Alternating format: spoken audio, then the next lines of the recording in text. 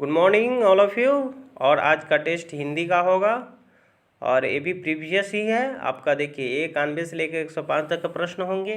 Total प्रश्न आपकी संख्या स्क्रीन पे 15 जाएंगे और इसका आंसर को आप लोग मैच करना ना भूलेंगे, क्योंकि यह जो आपके लिए काफ़ी इम्पोर्टेंट है।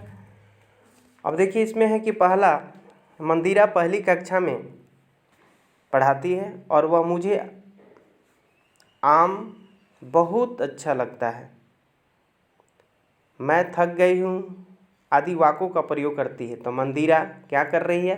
तो इसका आंसर जो होगा ऑप्शन नंबर 1। सीधे आंसर पे आते हैं। आप लोग ऑप्शन को पढ़ लेंगे, आप लोग ऑलरेडी पढ़े हुए होंगे, सीधे आंसर का ही इंतजार कर रहे होंगे। और एक बात ध्यान रखेंगे, जो लोग सब्सक्राइब नहीं किए हैं प्लीज़ इस चैनल को ज़रूर सब्सक्राइब करेंगे, ताकि जो भी टेस्ट होगा, जो भी, इसलिए मैं यूट्यूब पर डाल रहा हूँ कि जो लोग नहीं भी टेस्ट में शामिल हो रहे हैं उनको कम से कम ये जो है आपका वीडियो मिल जाए, ताकि इससे देख लेने से भी उनकी प्रैक्टिस हो जाएगी। बट टेस्ट में ज़्यादा लेंगे तो 100% सफलता होने की पूरी चांसेस बनती है। चलिए, तो आप लोग का जैसा इच्छा जैसे करें। चलिए, तो ये है। अब क्या होगा? लिंग, वचन, क्रिया आदि की दृष्टि से सर्वनाम का प्रयोग करना चाहिए। ऑप्शन नंबर 1 हो जाएगा इसमें, क्योंकि देखिए इसका एनालिसिस में दिया गया है कि मंदिरा जो है वह कह रही है कि जब इस शब्द का प्रयोग करें तो मुझे या मैं, जो सर्वनाम का प्रयोग है लिंग वचन का ही क्रिया की दृष्टि से ठीक तरह से किया जाता है। उसने क्या कहा था? आम को एक वचन पुल्लिंग में समझते हुए लगता है कि प्रयोग किया। इस तरह से दूसरे शब्दों में उन्होंने कहा, अर्थात वह जो है स्वयं स्त्रीलिंग में ही समझियो थक गई है शब्दों का प्रयोग किया। तो यह जो होता है लिंग वचन क्रिया की दृष्टि से नियम संगत है। तो ये आपका आंसर बिल्कुल सही हो जाएगा। चलिए, ये 92 का है। भाषा नियमों की जानकारी से ही निखरती है, विद्यालय में ही सिखाई जाती है, एक नियमबद्धता व्यवस्था है। और चौथा में सदैव व्याकरण के नियमों की अनुगमन करती है। तो इसका आंसर आपका हो जाएगा ऑप्शन 3, एक नियमबद्धता व्यवस्था करती है, क्योंकि भाषा जो है अपने विचार अभिव्यक्त करने की एवं दूसरे के विचारों को ग्रहण करने की एक नियम है, सिस्टमेटिक है। चलिए, भाषा की अब क्या है? भाषा की पाठ्य पुस्तकें का निर्माण करते समय सबसे कम महत्वपूर्ण बिंदु किसको माना गया? भाषा का विभिन्न छटाएँ, अभ्यासों में वैविध्य, पाठकों की संख्या, विषय वस्तु में वैविध्य। अब देखिए 93 में होगा क्या? तो 93 में पाठ्य पुस्तक में पाठों की संख्या बहुत अधिक महत्वपूर्ण नहीं है, जबकि अन्य दिए गए सभी बिंदु क्या है? बहुत इम्पोर्टेंट है। इसलिए इसका हो जाएगा ऑप्शन नंबर 3। ठीक है, 94 नंबर देखिए आपकी स्क्रीन पे। अब कह रहा है कि एक से अधिक भाषाओं का प्रयोग किसी भी एक भाषा में निपुणता में बाधक है, कक्षीय जटिलताओं को बढ़ाता है, शिक्षक के लिए गहन समस्या है, संज्ञानात्मक विकास में सहायक है। तो इसका ऑप्शन क्या होगा? ऑप्शन 4 हो जाएगा, क्योंकि संज्ञानात्मक विकास में सहायक होता है। 94 का क्या होगा? 4 नंबर। अब जो बच्चों में संज्ञानात्मक विकास एक से अधिक भाषाओं का प्रयोग काफ़ी सहायक होता है। नेक्स्ट है 95 नंबर। अब देखिए इसमें क्या, भाषा अर्जन और भाषा अधिगम के संदर्भ में कौन सा कथन सही नहीं है, यानी निगेटिव पूछ रहा है कि नहीं है। तो देखिए एनालिसिस करके देख लेते हैं। सांस्कृतिक विभिन्नता भाषा अर्जन और भाषा अधिगम को प्रभावित करने वाले महत्वपूर्ण कारक है। और 2 में है, भाषा अर्जन में विभिन्न संकल्पनाएं मातृभाषा से बनती है, भाषा अधिगम में कभी भी अनुवाद का सहारा नहीं लिया जा सकता, और भाषा सहज और स्वाभाविक होता है, जबकि भाषा अधिगम प्रयासपूर्ण होता है। तो सब लग रहा है सही है, लेकिन ये 3 ऑप्शन जो है, भाषा अधिगम में कभी भी अनुवाद का सहारा नहीं लिया जाता है, बिल्कुल बात सही है। तो ऑप्शन ये 3 नंबर ही होगा। इसका मिला लेंगे 3 ही, क्योंकि इसमें जो भाषा के ग्रहण करने की जो बात कहती है एक दूसरे पर, वह क्या है? एक पूरक के समान है। तो इसलिए संस्कृति जो है भिन्नता और मातृभाषा स्वाभाविक पर्यावरण क्षमता के प्रयास के अकॉर्डिंग होता है। वह इस पे ये नहीं कि ट्रांसलेट करके करेगा, ट्रांसलेट करके करता तो बहुत सारे लोग भाषा ऐसे ही ग्रहण कर लेती, लेकिन ऐसा भाषा पे कोई या तो हर लोग को भाषा में सीखने में प्रॉब्लम आ जाती, तो ऐसा कुछ नहीं है, वह इन्वायरमेंटल है, इन्वायरमेंट के अकॉर्डिंग ही होता है। चलिए, एक बहुभाषिक कक्षा में आप किससे सबसे कम महत्व देंगे? किससे कह रहा है कि सबसे कम महत्व किसको देंगे? तो इसका देखिए, विभिन्न प्रकार का बाल साहित्य इसे देना है। कक्षा में विभिन्न प्रकार की सामग्री में समृद्ध वातावरण ये भी देना है। कक्षा के बहुभाषिता और बहुसंस्कृति संदर्भ के प्रति संवेदनशील ये भी देना है।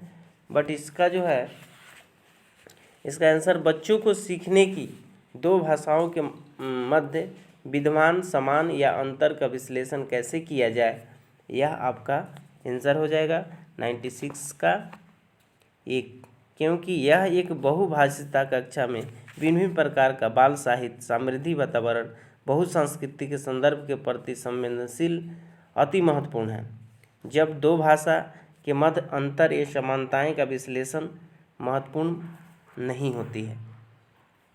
चलिए नेक्स्ट है 97 क्या है? प्राथमिक स्तर पर भाषा की पाठ्य पुस्तकों में से किस तरह की रचना को स्थान दिया जाना चाहिए?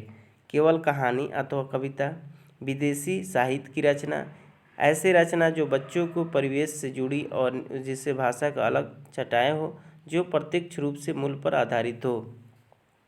तो इसका देखने से ही पता चल जा रहा है, आंसर हो जाए 3 नंबर, ऐसी रचना जो बच्चों को परिवेश से जुड़ी हुई ताकि भाषाओं की ही अलग अलग छटाएं हो, ये बिल्कुल होना चाहिए। चलिए नेक्स्ट प्रश्न है 99 हो गया। अब आइए 98 पे, कह रहा है कि 98 में देखिए, हाँ, निम्नलिखित में से कौन सा द्वितीय भाषा शिक्षण का उद्देश्य नहीं है? इसमें निगेटिव खोजना, हमेशा याद रखना है, निगेटिव कर रहा है। 98 कह रहा है कि निगेटिव इसकी खोजना है। अच्छा, एक प्रश्न छूट गया जिसका आंसर नहीं बता पाए थे। ओके,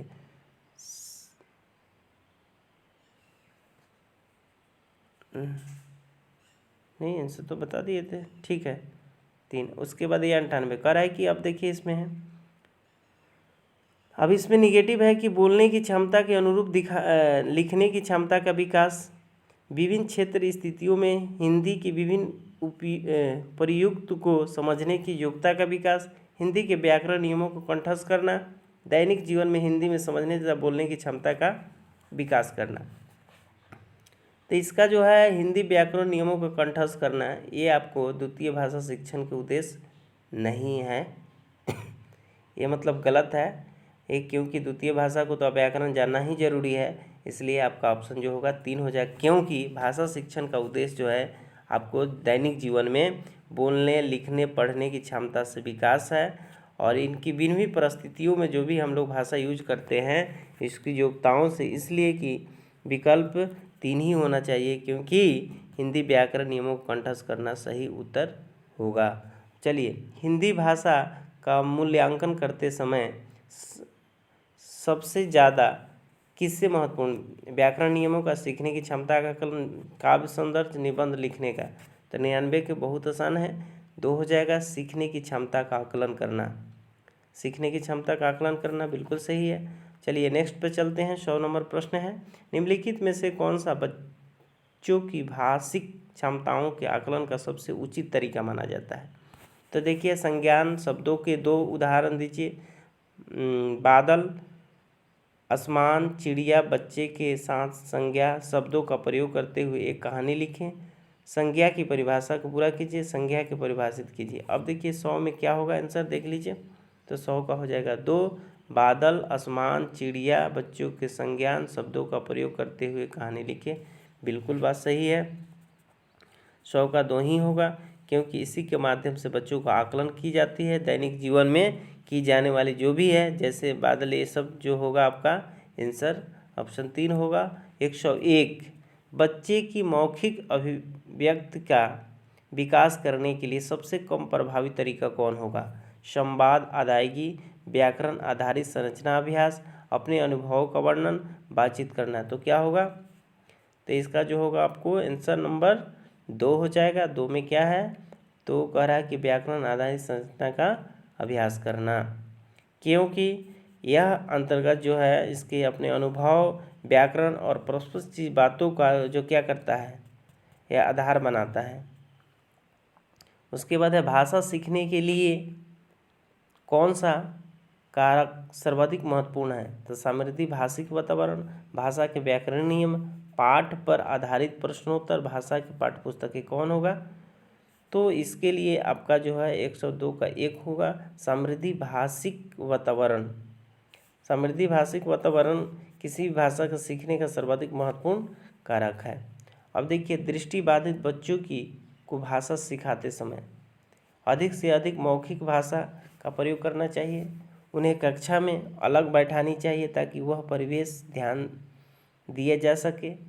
उन्हें विभिन्न भाषीय गतिविधियों को शामिल नहीं करनी चाहिए और कम पाठ वाले पाठ्य पुस्तकों का निर्माण की जानी चाहिए। तो 103 का जो होगा आपका आंसर क्या होगा, ऑप्शन नंबर 1 हो जाएगा। एक अधिक से अधिक मौखिक भाषाओं का प्रयोग करना चाहिए क्योंकि दृष्टिबाधित बच्चे जो होते हैं वो कानों से सुनते ज़्यादा है, प्रत्येक बात को बहुत ही अच्छी ढंगों से ग्रहण करते हैं तथा उन्हें सुनने की क्षमता में के मुकाबले काफ़ी अच्छी होती है और वे भाषा सीखते समय अधिक से अधिक मौखिक भाषा का ही प्रयोग किया। चलिए 104 में है बहुभाषिता, भाषा सीखने में बहुत बड़ी बाधा है, भाषाई समृद्धि के खतरे में डालती है, भाषा सीखने में बाधा उत्पन्न करती है, भाषा सीखने में एक महत्वपूर्ण साधन है।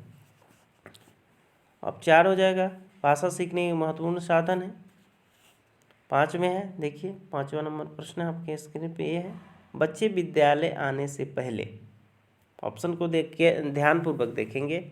बच्चे के चारों कौशलों पर पूर्ण अधिकार रहता है, अपनी भाषा में नियमबद्ध व्यवस्था की व्यवहारिक कुशल के साथ आता है, कोरिलेट होता है, भाषा का समुचित उपयोग करने में समर्थ नहीं होता है। तो इसका 5 नंबर का आंसर हो जाएगा ऑप्शन नंबर 2, अपनी भाषा के नियमबद्ध व्यवस्था की व्यवहारिक कुशल के साथ आता है।